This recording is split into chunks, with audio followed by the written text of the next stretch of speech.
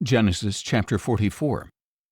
Then Joseph instructed his steward, "Fill the men's sacks with as much food as they can carry, and put each one's silver in the mouth of his sack. Put my cup, the silver one, in the mouth of the youngest one's sack, along with the silver for his grain." So the steward did as Joseph had instructed. At daybreak the men were sent on their way with their donkeys. They had not gone far from the city when Joseph told his steward, "Pursue the men at once, and when you overtake them ask, 'Why have you repaid good with evil? Is this not the cup my master drinks from and uses for divination?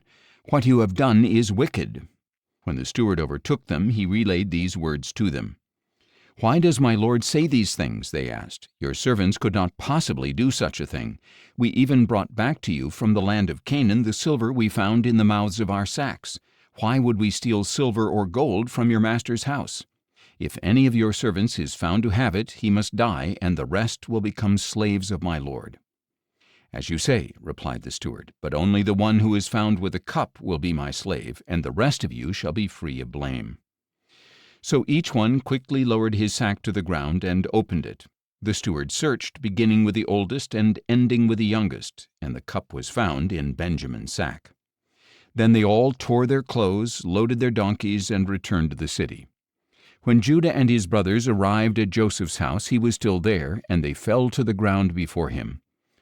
"What is this deed you have done?" Joseph declared. "Do you not know that a man like me can surely divine the truth?" "What can we say to my lord?" Judah replied. "How can we plead? How can we justify ourselves? God has exposed the iniquity of your servants. We are now my lord's slaves, both we and the one who was found with a cup." But Joseph replied, "Far be it from me to do this. The man who is found with a cup will be my slave. The rest of you may return to your father in peace." Then Judah approached Joseph and said, "Sir, please let your servant speak personally to my lord. Do not be angry with your servant, for you are equal to Pharaoh himself. My lord asked his servants, 'Do you have a father or a brother?' And we answered, 'We have an elderly father and a younger brother, the child of his old age.